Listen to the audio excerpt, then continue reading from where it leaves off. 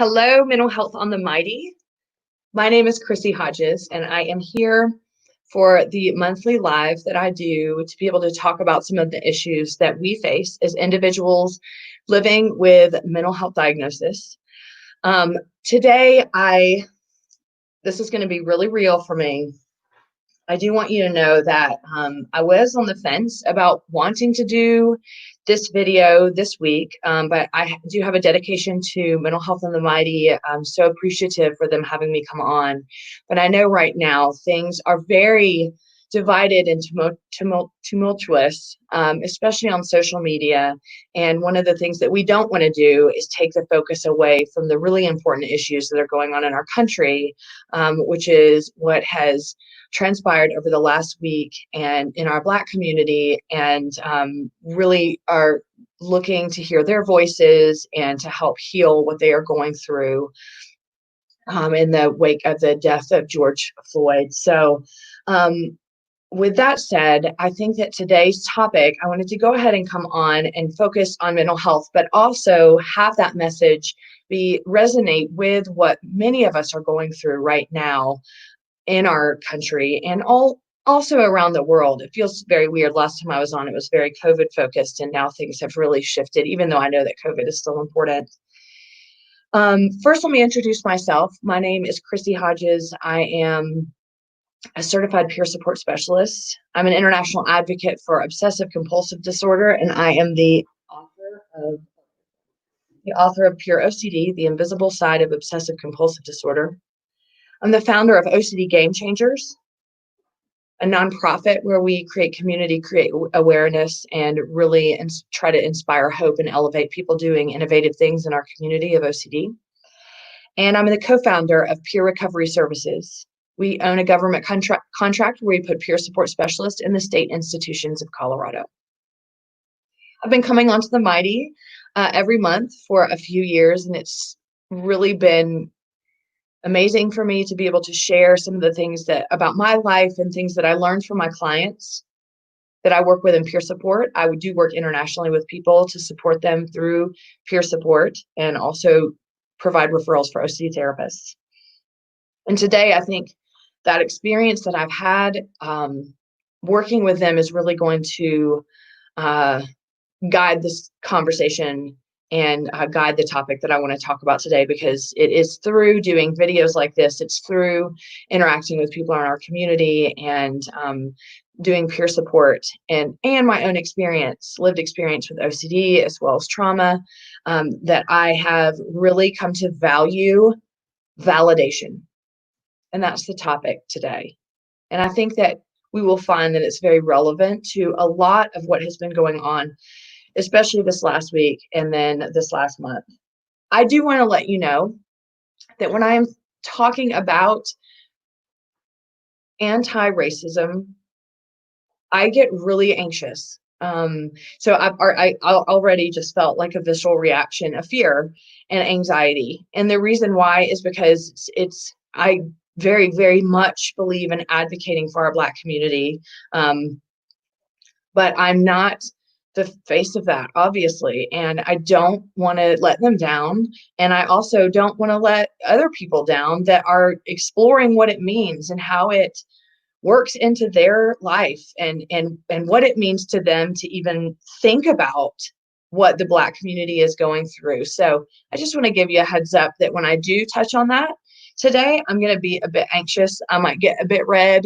And it's not because I don't believe in it. It's just I'm really nervous about it. I've been advocating for mental health for years, 8 years at this point. And I was talking with an individual from Mental Health on the Mighty before, of like when I first started doing mental health advocacy, I would make mistakes and I would, and then I would learn from them and that would be remedied and I would know not to do that, or here I'm going to push the boundary here. But I'm someone with a mental health diagnosis. It was very different. I can be the face of that. And so when it's something that is just, I'm not in that lane, it scares me. And I certainly just don't want to let people down. So I wanted to preface with that. But now on to what I really want to talk about today. I I also want, with that said, I in hopes that if I do say something that's offensive or that you don't agree with, I would hope that you would give me the same sort of validation that I would hope to give you. Okay, so first of all, I want to talk about validation. I am a peer support specialist. I'm not a therapist, and so I don't provide any sort of therapeutic advice. This video should not be used for therapeutic purposes, but validation is something that I didn't even learn until I was an adult, how important it is. So what does validation mean? In my life with OCD, I spent the first 12 years of having OCD in complete silence and denial. I had no idea what was going on. And in your brain, if you don't know what OCD is, it's you get intrusive thoughts and then you have rituals um, to try to temper the anxiety that comes along with obsessive thoughts, and it's a vicious cycle. And it has been coined as the doubting disease. And so you're constantly doubting what you're thinking. You're constantly doubting that what you believe is real or what you're feeling is real. And so talk about needing validation. I mean, we spend a majority of the time especially when we're undiagnosed and untreated, having no way of knowing what is real or what isn't real in our own brains. And so that was so lacking for me, kind of on that different level when I was growing up. It didn't even have anything to do with my external world, but more my internal world. I lived in a brain that needed to be told what was going on and no one knew. There are a lot of reasons why I didn't talk to anybody about it. One being shame, two being the fear of not getting validated in the external world.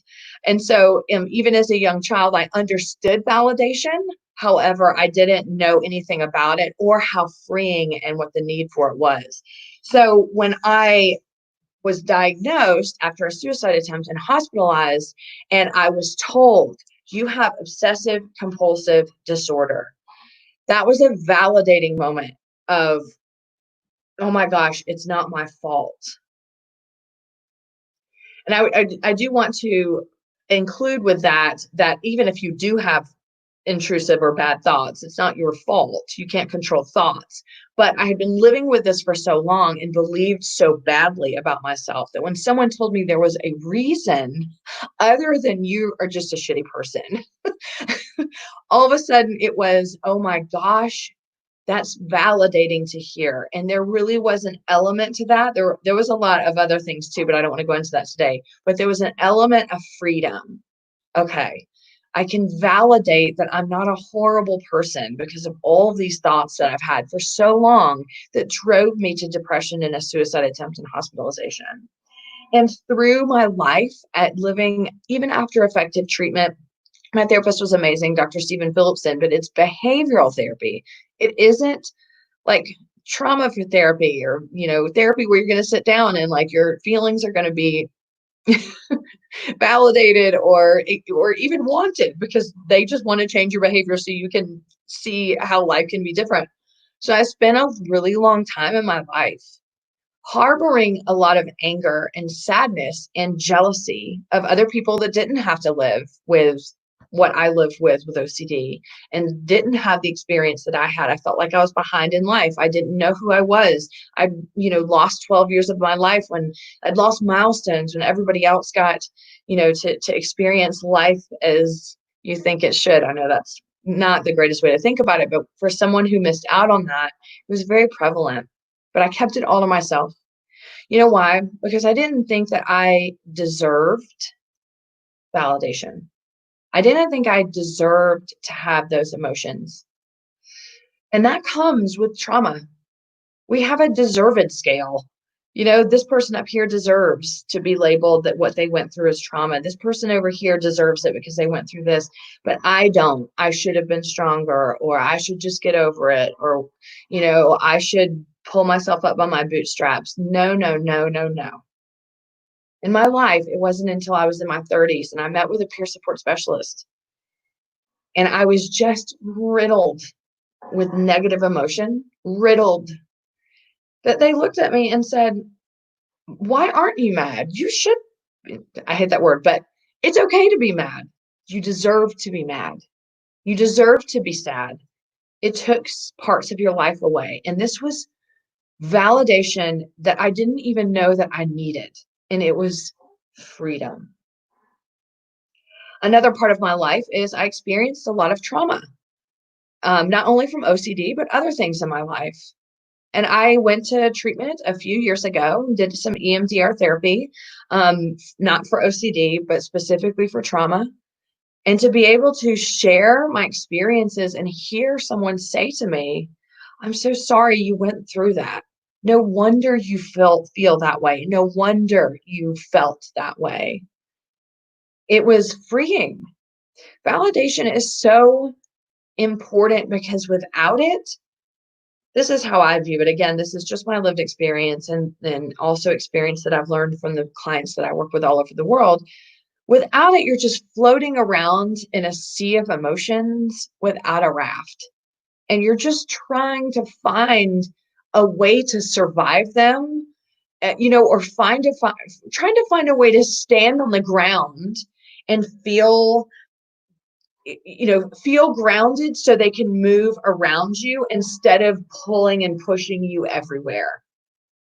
And this was absolutely what it felt like when someone said, I hear you. I see what you've been through. I see how that would make you feel. And I just want you to know I'm here to validate that for you. All of a sudden it felt like wherever like I was, treading water, all of a sudden my feet hit the ground and the water started to lower and I could grasp and look around and feel okay with who I am.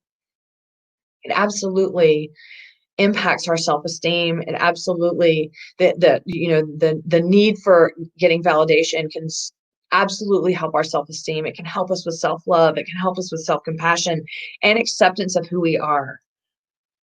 I want to emphasize that, and then I'll wrap up to my next point, but I want to emphasize that for mental health, how important it is to be validated in what you are going through.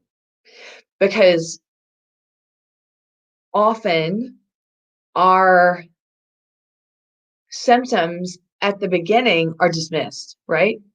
You feel a certain way, and mental health isn't on everybody's radar. Like if, let's say, your parents, because this is usually the first person that's going to find out, you'll say to your parents, I don't feel well. I'm tired all the time. I'm feeling really depressed. These are alarming words for people, like depressed. Wait, what? What is that? No, you're not depressed. My child's not depressed. And then it's, no, you're not depressed. You're just tired. Or if someone is experiencing OCD, I'm having these intrusive thoughts that are really scary to me. I am, feeling this way. They're impacting my life. I feel this way. And a parent or a friend or a spouse or someone might say, oh, no, you're just tired. You just need to go out and get a run. And this is not them being malicious. We know this. It is just people not understanding the gravity of what we go through with mental health diagnoses. The validation piece is showing you that someone believes you, which is so important for mental health. It's so important to have someone say, I believe that this is your experience. I learned this in the biggest way when I worked in the state institution as a peer support specialist and working with individuals who were experiencing psychosis. And what I did hear from clinicians, which, I get it. Like I get it. Like you want people to be able to live a life with and do what they think that they need to do to do that. And for me, it was, instead of saying to someone who was experiencing psychosis, like, I don't, like, just so you know, that's not really happening and you're just experiencing psychosis. It helped the people that I work with to say, I believe that you're seeing what you're seeing. I believe you're feeling what you're feeling. I believe you're hearing what you're hearing. It was freedom for them, because then it took like the focus off of, I don't want to say like that I'm so crazy, but like that was the experience they were having. And so to be able to validate that the same way when I am working with someone and supporting them in peer support, and they say, I'm worried I have these sexual intrusive thoughts, about my sexual orientation or about someone in my family or a child or whatever, because these are really common fears that come with sexual intrusive thoughts. I can say to them, I believe you. I believe that those are intrusive thoughts. You're scared of them and you're experiencing fear. I'm not going to doubt that your experience isn't real. I'm telling you that I'm there. And that in essence is what peer support is about. But that also is, as human beings, looking at someone and saying, your experience matters. And for those of us living with mental health diagnoses, this is so important because people can't see it.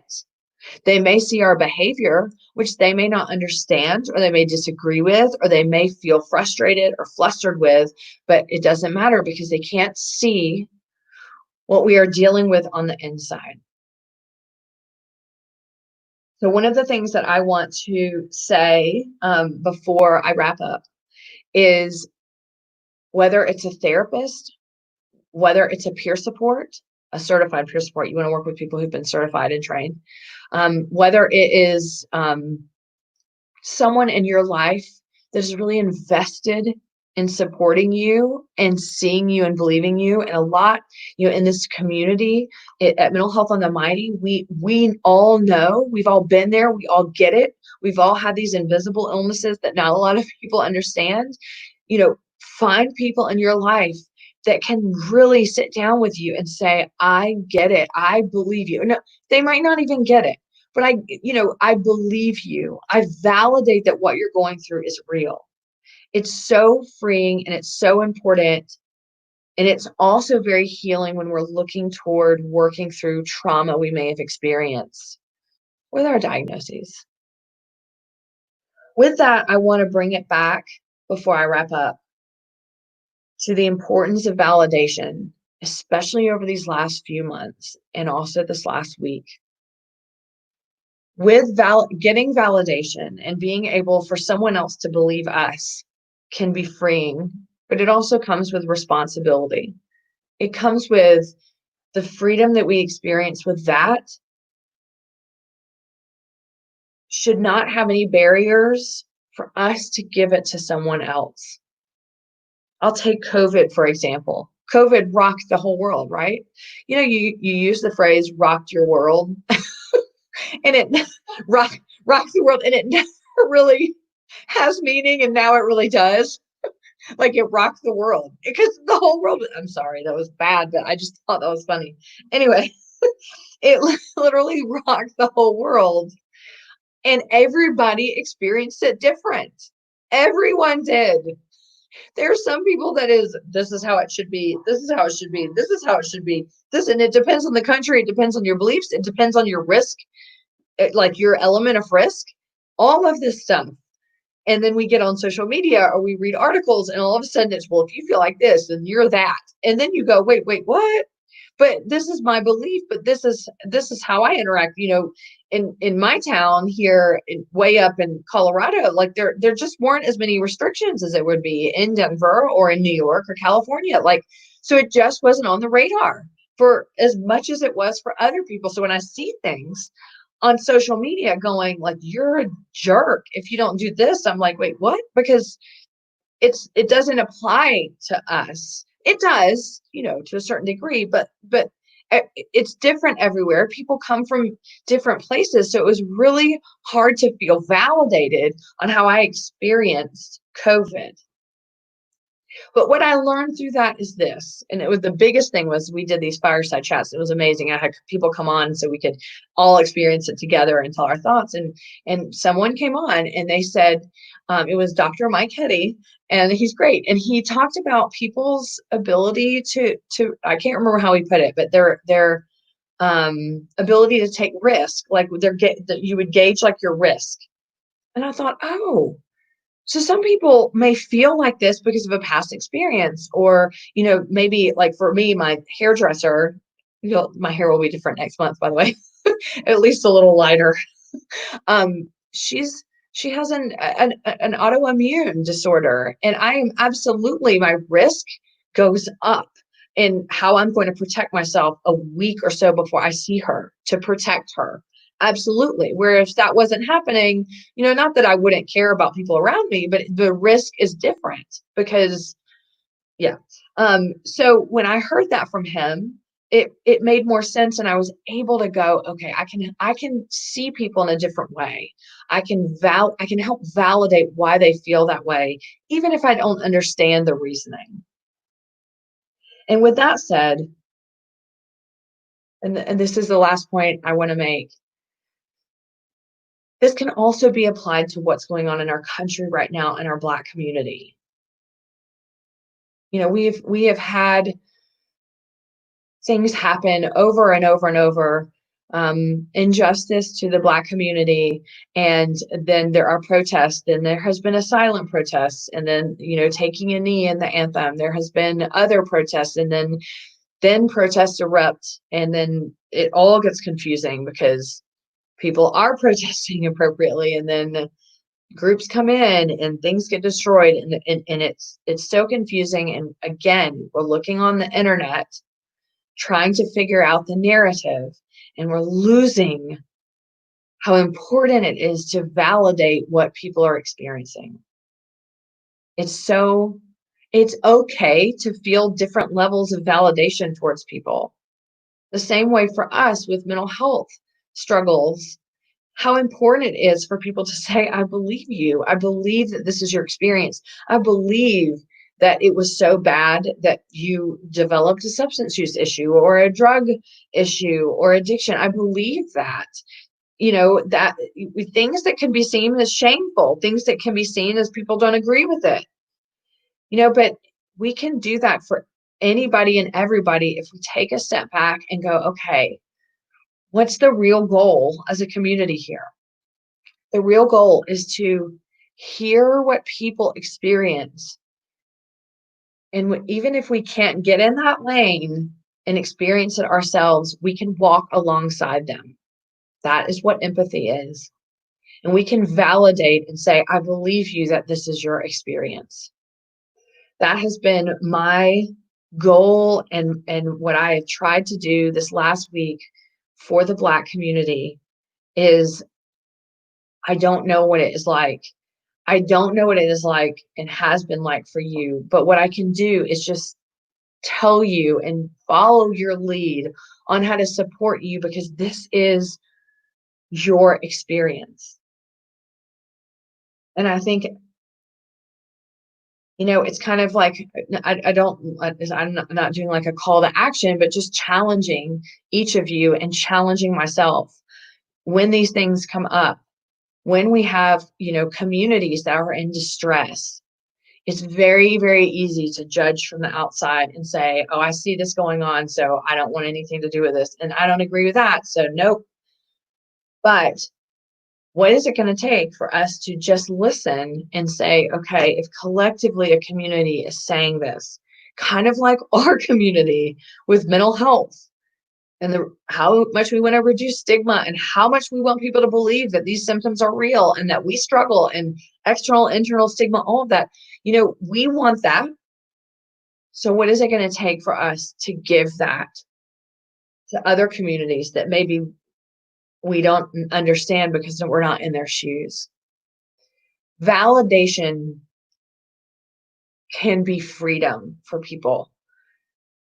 Your life can drastically change, literally, with the words, I believe you. For me, several times in my life, it has changed the course of how I thought about myself, how I thought about the world, and how I believe the world thought about me. And I look at that now, like I said earlier, validation comes with responsibility once we see how it impacts us. I look at that now as a gift that when I want to try to give other people, and I know it can be confusing. And with that, I also want to say to you, if you're experiencing confusion in all of this and you don't know what to think, and maybe this is what you used to believe, but now you don't know, and you're feeling anger towards this or sadness, those are valid feelings too. So I'm validating that for you. But let's go a little bit deeper. Why do we feel that way? What can we do about that? And the end result, how can we support people that so desperately need that validation for us, because we can be the voice that helps to set them free. The same way as the mental health community, we need that from other people. That's my message for today. I really am asking you to receive it with validation. I've been anxious about this talk all day and for the last couple days. But just so you know, I am walking alongside you, and you are walking alongside me, and we are a united community. And I definitely think that we can expand that out and help other people and give to people what I feel like we need in order to live our best lives, experience self-love, self-compassion, and acceptance. So thank you for being here and listening. And I hope that you have an okay week. I mean, things have drastically changed since last time I saw you, so it'll be interesting to see what it'll be like in July. But again, Mental Health on the Mighty, thank you as always for having me on and for me being able to share my thoughts. Take care, and I will see you in July.